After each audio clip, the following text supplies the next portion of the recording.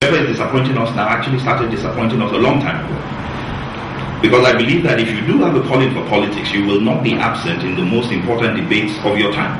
I'm 37 years old. I believe that almost everybody that's in the National Assembly or will be in the National Assembly are people who would be older than I am.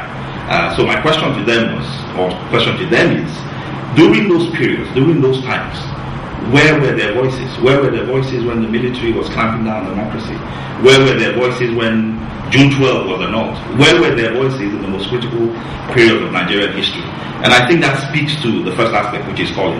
I've been in politics for a long time. My motivation is to find a way of moving this nation forward. I've been doing it for a long time, for about the last 20 years, both as a student and political activist, and definitely as somebody that has been very active in the process of trying to move this nation forward.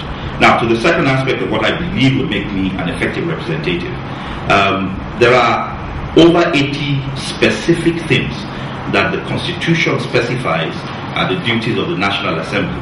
The Constitution refers to them as an exclusive legislative list that has about 68 separate items, and then there's a concurrent list which the National Assembly shares with the states. Now, the things that the legislature are supposed to be responsible for include things like the state of the healthcare system, includes things like the quality of education, the educational system, includes issues such as infrastructure, power, commerce, the regulation of banking, the regulation of foreign transactions. I mean, these are all very, very complicated issues that can determine whether or not a country moves forward or remains stagnant. And I have, since I graduated from the University of Lagos, spent a great deal of time developing my capacity in these areas.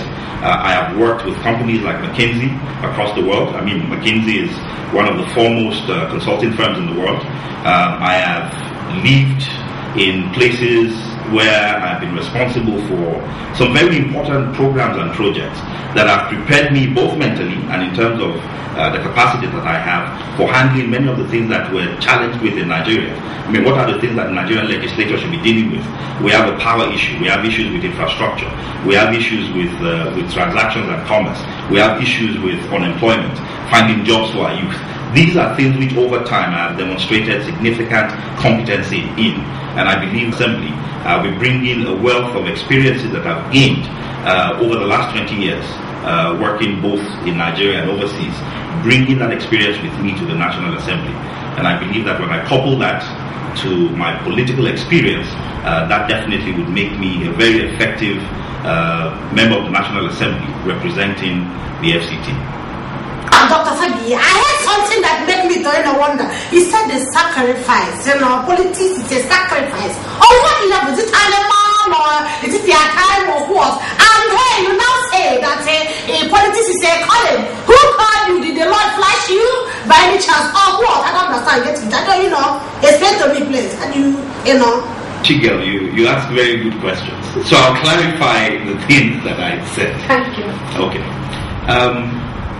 I said when I got into politics, I got in at a time when being in politics was a sacrifice. And the sacrifice I was talking about was a sacrifice in time. Sometimes a sacrifice in the progress of your career. So for instance, many of us who were student activists got rusticated, got expelled from school, simply because of our political work. That I think is a major sacrifice. We didn't need to do it. Those who were not students who were involved in politics at the time, I mentioned names like Gani Fawemi, names like Beko Ransom Kuti, names like Femi Falana. These were people who, many of them were jailed. Many of them spent months, sometimes years in jail.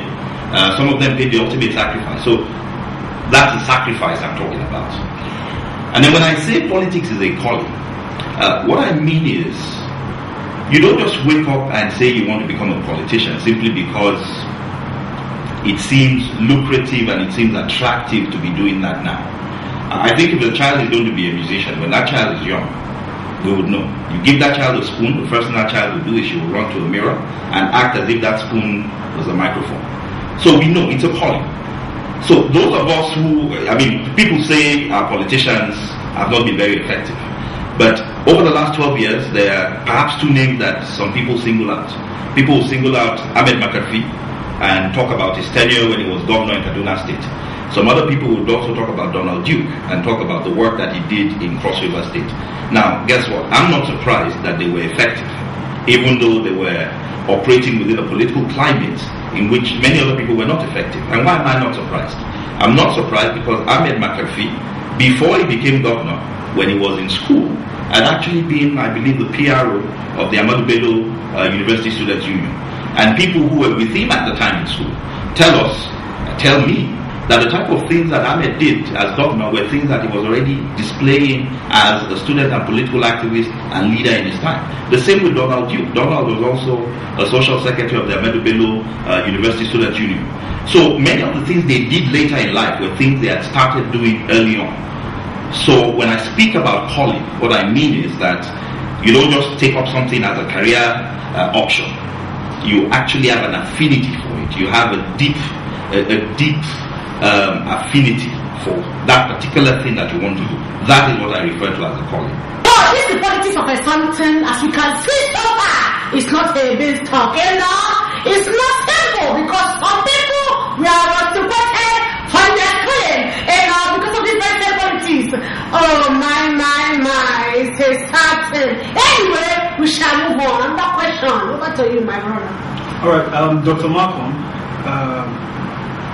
We live in a country where a lot of people are impoverished, and we hear every day that these legislators are being paid large sums of money for doing nothing, and it seems that they are hardly ever in session because they're always traveling.